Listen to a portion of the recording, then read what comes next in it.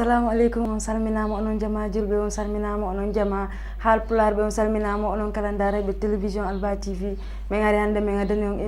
addani on o journal mum Haalpular. onon jama julɓe, onon jama haaloɓe pular, on salminama ɗo kala ka waɗo wonde. awayi yaha joni noon yewten e fititre on ko sakkiti yaltude kon ka nder saare ɗo président ɓe andanɗa hoorema candidat ɓe Sénégal ɓen ko kamɓe woni ɗo woni poɗodire ndi leydi Sénégal ɗo yeehi yewten e nder mum fof ko nder journal ɗo ko ɗo yaltata sur Alba TV.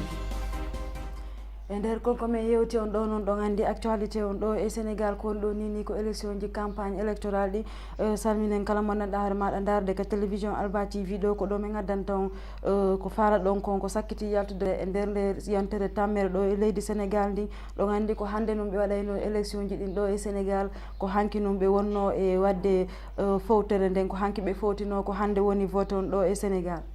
ɗon andi noon e nder ɓeɗo yimɓe jeewo wonɓe poɗodirde ndiɗo leydi ɗo e Sénégal ɗon andi ko Idrissa Seck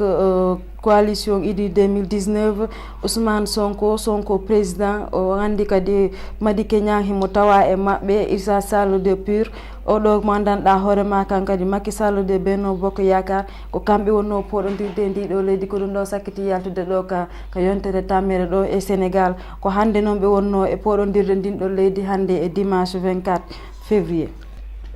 ko sakkiti noon kadi yaltude ɗon ɗo e Thiès ko hande oɗo kañko kadi o falama natude ko politique le professeur Abdou Aziz Kébé kanko kadi o falama natude ko nder jippiro politique o falama natude e nder ko innete ko poɗodiral ngal leydi ndin kanko noon ko auditiri natugol ngol ka politique makko ko conférence o waɗi ɗum conférence mo gandanɗa hoorema ko conférence julɗo o wi ko waɗɗiri ɗum e nder nde ñalade alarba saabu no Allah lan ɗon ko wanno ko ɗum ko moƴƴinno ñalade laaɓal ngal nden koye alarba noon o wanno ɗum ko ɗum waɗi kanko kadi o préféri on jour ɗon o waɗimo ɗum e nder ñalade alarbare kanko ko ɗon o auditiri politique makko. ko ari ɗon kadi ɗon andi Ousmane Sonko e Madické Niang ko kamɓe kadi ɓe ari ɗo e capital du Rail ɓe yewti ɓe haali ɓe wi ɓe faala wallitade jama on e nder nde capital du Rail no ɓe wallira jama o yaara yeeso ɓe wallira sukaɓe fof ɓe heɓa golle ɓe wallira Sénégal fof heɓa golle kandanɗa hoorema ko ɗon e capital du Rail. e yahay joni ko yewti kon e ka ɓaawo leydi Sénégal ɓe andanɗa hoorema ko yewtito kon e Nigéria ɗon andi kamɓe kadi haari ɓe wadde élection ji mabɓe présidentiel ɗin ɗon andi ko hanki num ɓe fuɗɗino kamɓe kadi vote mabɓe ɗen ton e Nigéria ɓe wi noon kamɓe heɓe mari candidat ɓe capanɗe jeɗɗo ko ɓe woni toon pose ɓe candidat ɓe mais koɓe mari toon ko ɗiɗo favori on andi ɗon kadi e Nigéria ɓe haari kadi ɓe puusino élection mabɓe ko yewtuno ko yontere samedi o yewtuno ɗo ɓe duwano votude mais ko hanki ɓe sakkiti vote de hanki e o samedi yawtuɗo ɗo ko ɗon ɓe wonno wadde vote mabɓe ɗen ton e Nigéria. e nder kadi ko sakkiti yaltude ɗon kon ɓeɗo koɓe wonno e sakkitorde waɗirde campagne ji mabɓe ɗin koɓe sakkiti ko mo be mabɓe ko uddiri campagne mum on ko Idrissa Seck coalition Idy 2019 o yahuno to ka université Cheikh Anta Diop o wi kanko no étudiant ɓe woniri noon ton e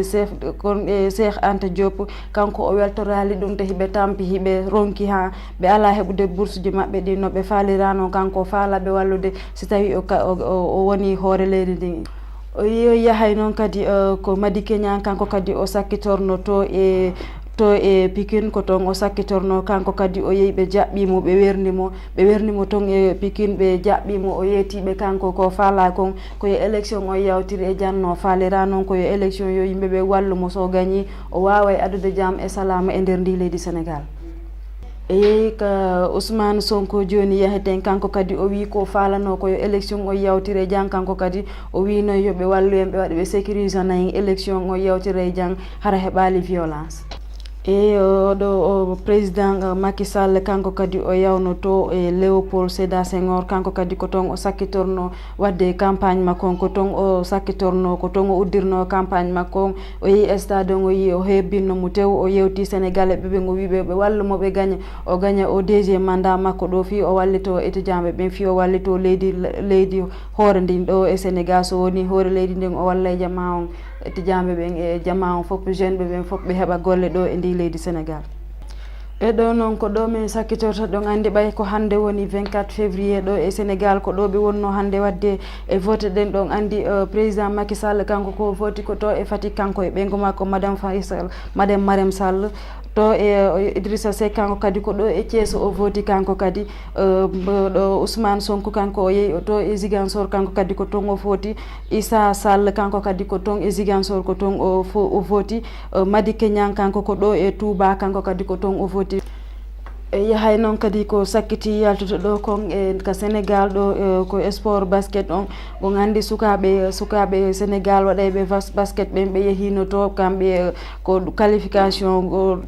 coupe du monde du basket ɓe yehino toon ɓe fiji match maɓɓe sakkiti ɗon noon kamɓe Rwanda ɗon gandi ɓe gagninomo ko ɗum waɗi ha ɓe qualifie ɓe bokki e yahoɓe tawama e yahoɓe ɓe Uganda ko coupe du monde min marno ko ɗum ɗo min marno komi yewtan e nde yontere sakkitirde ɗo e nder nde yontere sakkitinde ɗo ka élection ji ɗo e Sénégal on jarama ko ɗum ɗo min marno komi yewtan ɗo ha e janggo kadi inchallah on jarama onon foof onon haaloɓe Pular onon daarayɓe journal Pular on jarama.